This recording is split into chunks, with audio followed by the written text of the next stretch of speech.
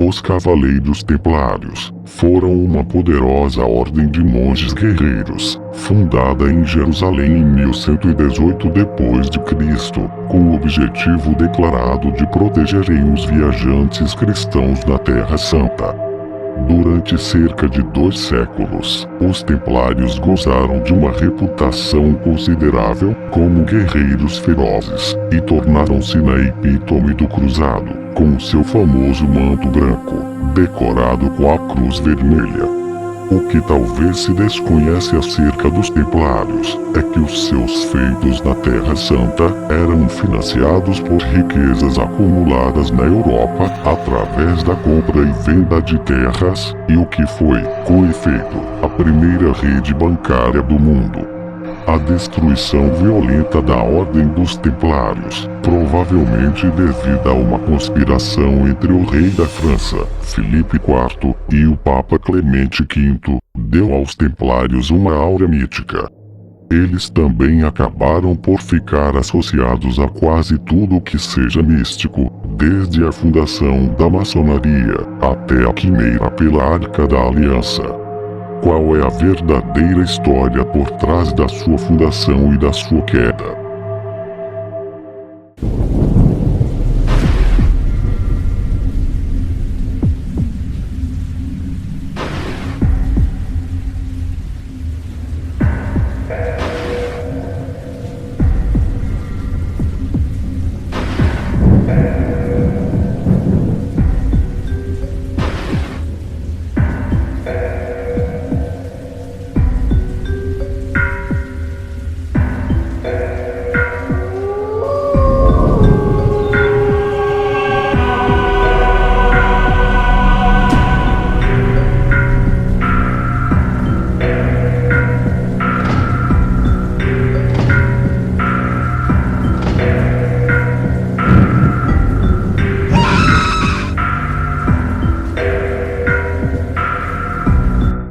Criada em 1118, em Jerusalém, uma ordem de cavalaria chamada de Ordem dos Pobres Cavaleiros de Cristo e do Templo de Salomão, famosa como Ordem dos Templários.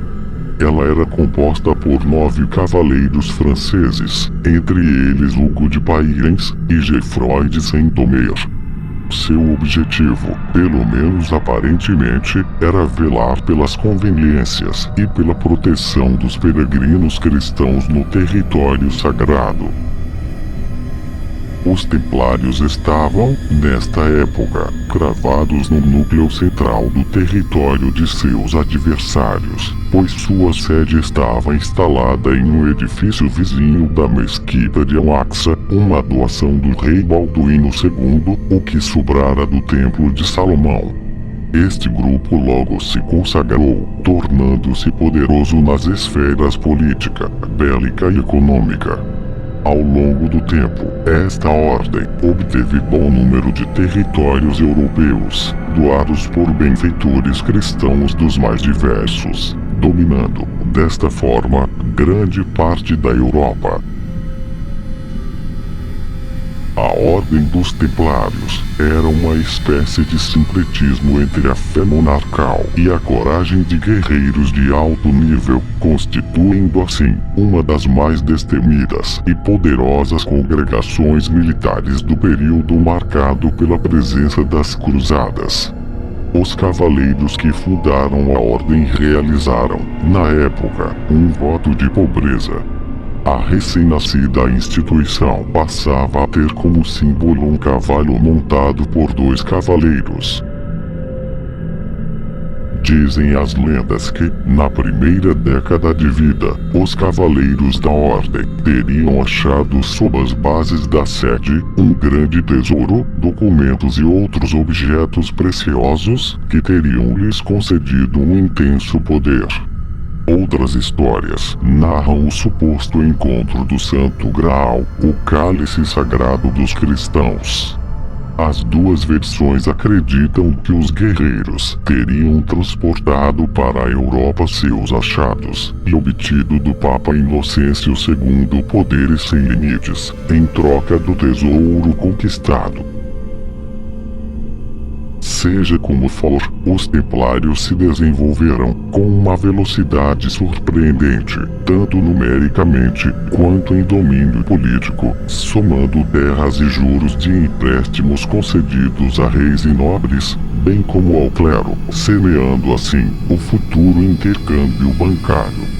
Tanto poder e riqueza lhes angariaram rivalidades e temores, sentimentos que no século XIV se concretizaram, sob a forma de um complô, armado pela cumplicidade entre o rei francês, Filipe IV e o Papa Clemente V.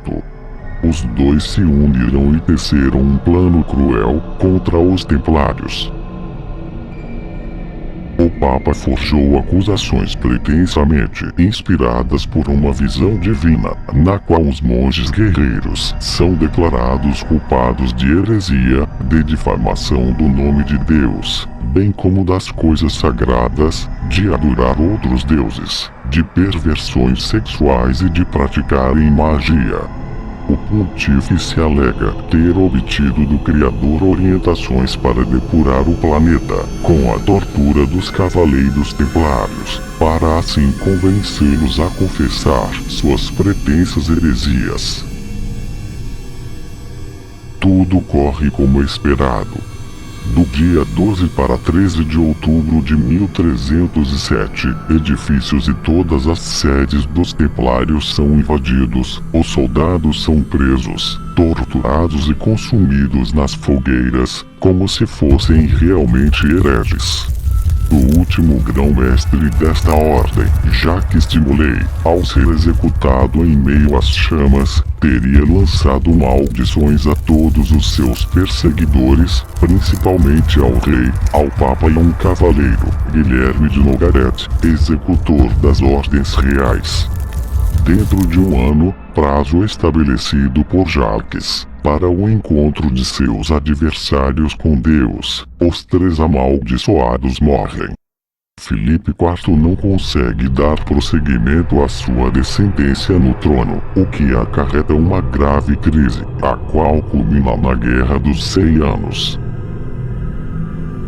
O rei tenta se apoderar dos tesouros da ordem, mas esses desaparecem sem nenhuma explicação. A esquadra dos Templários, com a suposta riqueza, nunca mais é vista.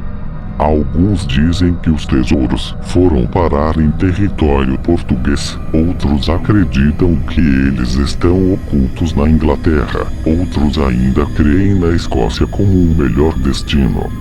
Muitos pesquisadores estabelecem até mesmo uma possível relação entre a maçonaria e os Templários. O final abrupto dos Cavaleiros Templários e o aparentemente completo desaparecimento da ordem e dos seus bens alimentaram muitas lendas e teorias extremas. Enquanto é verdade que os Templários foram absorvidos parcialmente por outras ordens, como os Cavaleiros Hospitalários, ainda não se esclareceu o que aconteceu às cerca de 15 mil casas templárias, à sua frota de navios, ao seu vasto arquivo com pormenores dos seus negócios e transações financeiras, e aos próprios Templários.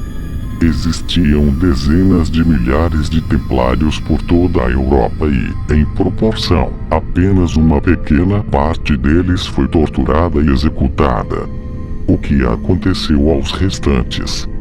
Na Inglaterra, o condado de Hertfordshire tornou-se supostamente num refúgio para cavaleiros fugitivos de toda a Europa. A franco-maçonaria templária surgiu na Escócia, quando os templários fugiram da França. Lá, na Escócia, criaram uma ordem de maçons templários, onde foi iniciada a família real escocesa, os Stuarts. Tempos depois, em 1689, um grupo foi para a França, na época da Revolução Gloriosa, e fundou a franco-maçonaria jacobita do rito franco-escocês. O nome jacobita é uma alusão e homenagem ao último grão-mestre Jacques de Molay. Por essa época, algumas sociedades secretas trabalhavam pela derrubada da monarquia francesa. Os jacobitas queriam promover o monarca pró-jacobita, no caso, Frederico II, rei da Prússia, e depois de sua morte em 1786, seu sucessor. Outros grupos queriam destruir a própria instituição da monarquia, como os grupos ligados à franco-maçonaria do Grande Oriente, fundada pela Grande Loja Templária de Paris, em 1722. A franco-maçonaria do Grande Oriente abraçou o socialismo e cunhou o grito de guerra, liberdade, igualdade, fraternidade, que Adam Weishaupt adotou para os Illuminati e o Iluminismo. A aliança entre a franco-maçonaria e o iluminismo foi selada em julho de 1782, com participação de maçons, martinistas e representantes de sociedades secretas da Europa, América e Ásia. A Revolução Americana, que culminou com a independência e fundação dos Estados Unidos, começou com o templarismo jacobita, cuja semente foi levada ao Novo Mundo pela expedição de Bartholomew Gosnold, que fundou a colônia de Jamestown em 1607, fruto de uma visão oculta da corte londrina do templário escocês James Stuart, que deu sua bênção para a viagem, enviando ao cais de Blackwall o poeta Michel Drayton para recitar, antes da partida do navio, um poema que define um novo mundo como o único paraíso na Terra. Mas o reinado dos Templários Stuart na Inglaterra foi de curta duração. Outras organizações secretas inglesas conspiraram e conseguiram expulsar os Stuart, que se exilaram na França. Essas mesmas organizações, após a expulsão da família real, uniu as lojas espalhadas da maçonaria inglesa em uma grande loja-mãe em 1717, permanecendo no controle da Irmandade Britânica, passando a convidar homens ilustres para a admissão na maçonaria, sendo estes chamados de aceitos, enquanto os templários retornaram para a França e fundaram a maçonaria francesa em 1725. Hoje, a maçonaria francesa é templarismo. O rei Frederico II, o Grande, da Prússia, foi iniciado na franco-maçonaria templária, no dia 14 de agosto de 1738. Obrigado por assistir este vídeo, inscreva-se no canal. Se gostou do vídeo, clique em gostei e compartilhe nas redes sociais. Até a próxima.